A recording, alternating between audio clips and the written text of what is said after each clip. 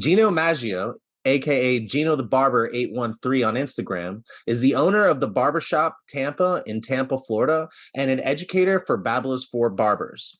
If you missed his last episode, we got to hear all about his journey, how he got to where he is, and there's a lot of really awesome information in there, so you definitely should go check it out. Today, we're going to talk about the importance of customer experience and relationship building. Welcome back to the Hairdresser Strong Show. My name is Robert Hughes, and I'm your host. I'm here today with Gino Maggio. How are you doing today, Gino? Robert, doing great. Thanks for having me back. Awesome, absolutely.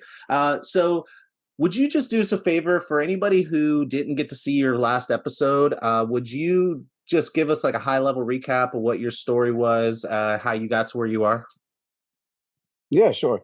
So I've been 21 years in the industry, 19 of those licensed, and for the last 6 years, I've been with Babels for Barbers, and 14 years as a barbershop owner as well.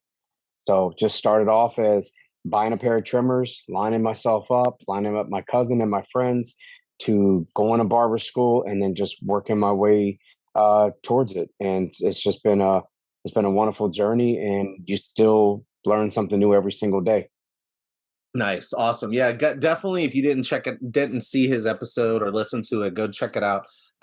There's, like I said, there's some really good, valuable information. And anybody who's thinking about opening up a salon or a barbershop, it's a good like piece of the story moves in a nice order for you to even potentially use it as an idea for like a jump off point or a blueprint for yourself. Of course, everybody's journey is different, but the more of these stories you hear, the easier it is to find common threads that run through them.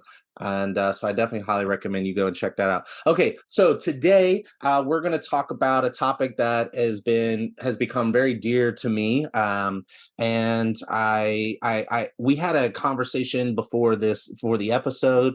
Just give the audience a background. I mentioned that there's a lot of talk on social media about how to manage your business, different things from like policies, scripts on how to deal with certain situations, kind of like a general attitude recommendations for like kind of see where you see yourself, boundary recommendations, etc.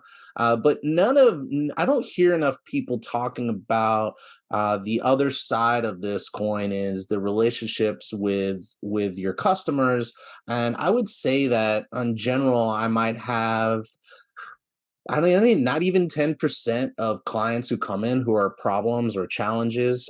So like just the majority of my personal life and behind the chair is pretty amazing. Like that's my experience. What about you? Do you have a similarity or do you have more problematic customers than that? No, honestly, I mean, I love doing it. So after 20 years, I still love being behind the chair full time to the point that when I come back in town from a Bayless trip, I don't care if I fly in at 1 o'clock in the morning, 9 a.m. the next day, I'm back in the shop.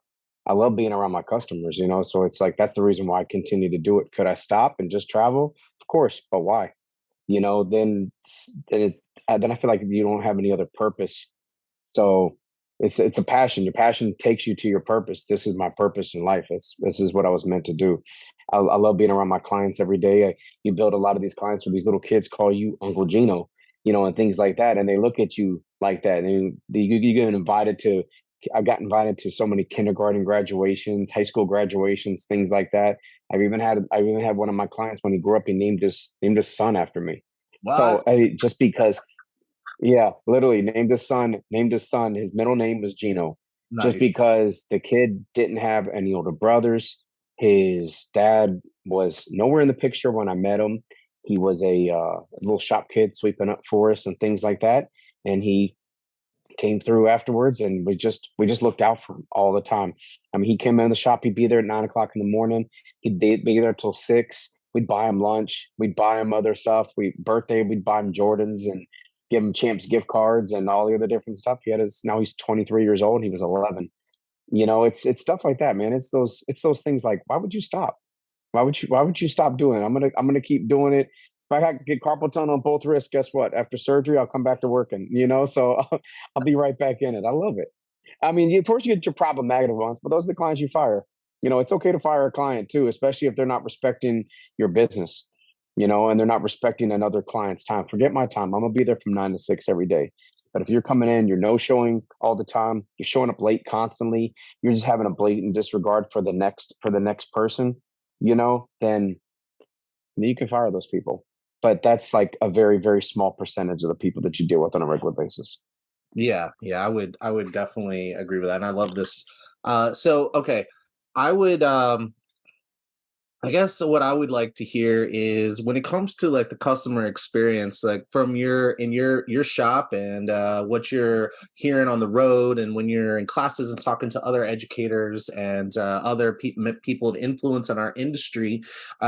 What would you talk a little bit about, like customer expectations, customer experience? Is there any sort of shift that you see in what and how you work with customers in terms of their experience within the shop, or and if not, just what could you just talk a little bit about how you think about customer experience? You know, learn your client. Learn your client. Let them learn you. It becomes a relationship. It becomes a personal relationship, not just a business relationship. They're trusting you with their everyday look.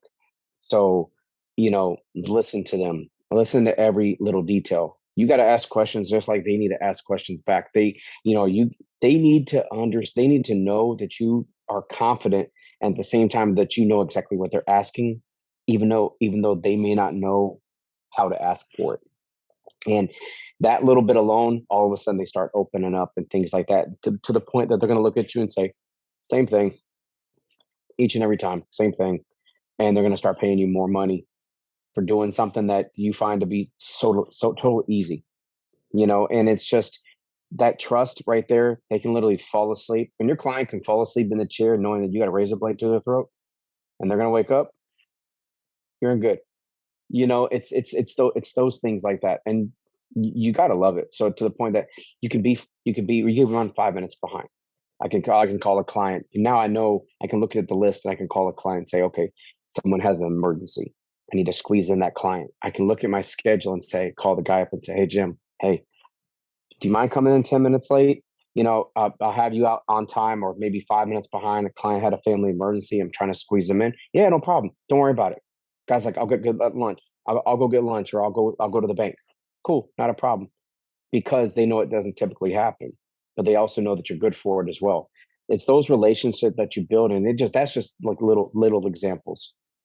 But your client relationship is huge. Frank from our barber team, he says it on stage all the time. We're not building a clientele, we're building friendships, we're building relationships with people.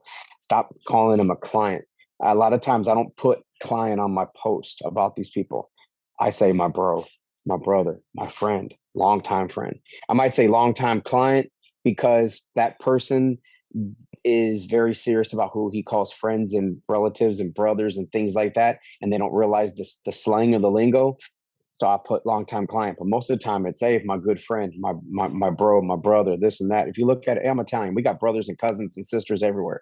We got cousins and family related blood somewhere, and they're not even blood.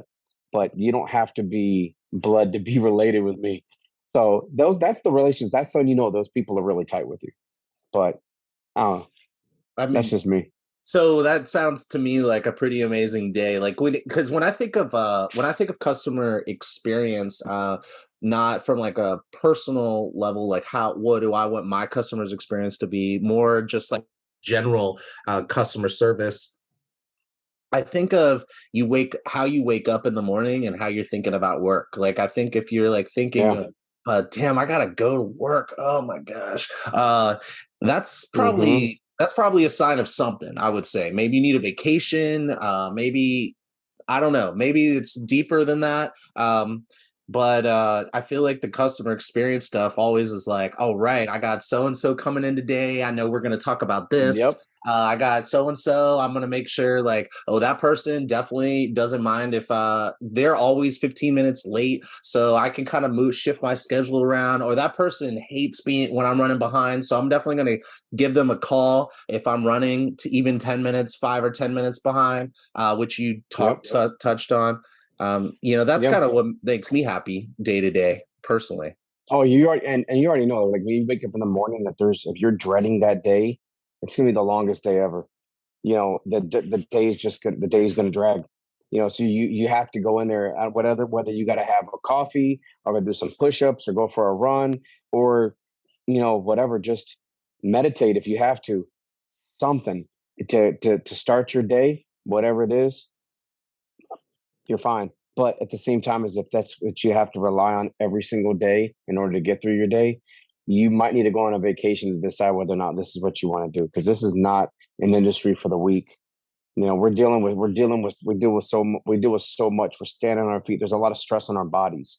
Your posture is everything. I go to a chiropractor every single week. Your shoulders hurt, wrist hurt, your back hurts, your knees, your legs, everything, your feet. I got plantar fasciitis with uh, arthritis on my lower back. I got carpal tunnel already. I'm gonna be 42 years old in 2 months, man. You know what I mean?